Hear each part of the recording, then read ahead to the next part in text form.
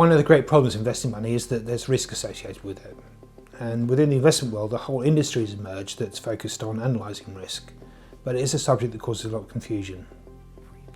But when you think about it, risk is just about two things: the chance of losing some or all of your money, and the chance that over the short term, the value of your investment might change dramatically. This latter thing is called volatility. Naturally, people want to be compensated for taking on extra risk, and so on average, the greater risk associated with investment, the more an investor hopes to earn out of it. The risk of losing money, though, is quite hard to quantify. And so, most times, when you're looking at measures of risk, you're looking at measures that refer to volatility. Volatility isn't really a problem by itself, unless there's a chance that you might have to sell your investment before it matures, which could coincide with the time when the value is low. That means that volatility is much more of a problem when you make a short-term investment than when you make a long-term one. When investment managers talk about risk, they're most often thinking about how big their bets are relative to their benchmark or their peer group, their competitors. They're really worried about underperforming and getting sacked, which is not the same thing as the sort of risk that you have to worry about.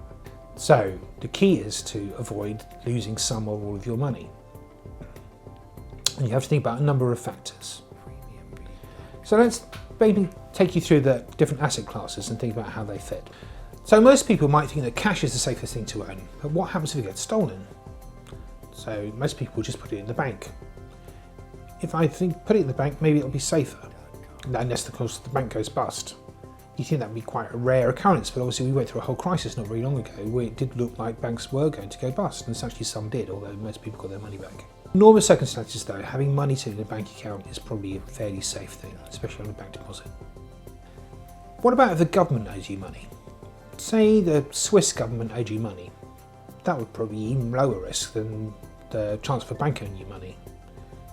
So debt issued by governments like this is quite often considered to be one of the lowest risk investments that you can make. Having a company owe you money is normally riskier, but of course there are some companies that are much less risky than others, and some are considered to be as low risk as some governments. Owning shares in a company is much more risky than them owing you money, because of course if the company gets into trouble, the borrowers will get repaid first before the ordinary shareholders do, and so therefore debt is lower risk than equity. The longer you have to wait for your investment to pay off, the more chances that something's going to go wrong with it. So all things being equal, long-term investments tend to be riskier than short-term ones. And this is evident in things like the pricing of debt normally. So bonds that mature in a short time frame generally pay a lower yield than ones that mature later, because investors want to be compensated for taking on the risks of the extra risk associated with tying up their capital for a long time. If you're investing in the debt or the shares of a company, you should think about its business risk. So is the company backed by real assets such as property that could be sold off to pay the debts back? Could the company suddenly lose all its business to a competitor? So is it protected by things like patents, for example? Does it control the prices that it sells its product for? You get a situation where a good is commoditized, which means that anybody can make it. Quite often that depresses the returns that it can earn. Perhaps you might have key person risk. So if the delivery of products or services depend on the availability of a few key people, what happens if they're not there? So these are some of the things that investment managers need to think about when they're making investments in companies. What's the chances that a company would change the rules and change the market that the company invests in? Even places like the UK have a tendency to make sweeping policy changes that change the investment landscape. What about the legal system in the places you're investing? Corruption and fraud can be a real problem in some countries.